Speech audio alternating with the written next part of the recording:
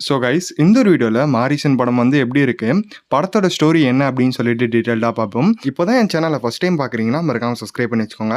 அப்போ தான் நான் அப்புறம் எல்லா அப்டேட்ஸும் உடனே வந்து சேரும். ஸோ இப்போ ஸ்ட்ரெயிட்டாக மெயின் அப்டேட்குள்ளே போகலாம். இந்த வீடியோ பார்க்கறதுக்கு முன்னாடி எல்லாருமே படம் பார்த்துட்டு வந்து பாருங்க. ஏன்னா இது வந்து ஒரு ஸ்பாய்லர் அலர்ட்டாக தான் இருக்க போகுது. படத்தை பொறுத்த வரைக்கும் வடிவேலு ஒரு மறதி நோயால் வந்து பாதிக்கப்பட்டிருக்காரு. வடிவேலு வந்து ஒரு பேங்க்ல வந்து காசு எடுக்கிறதுக்காக போறாரு.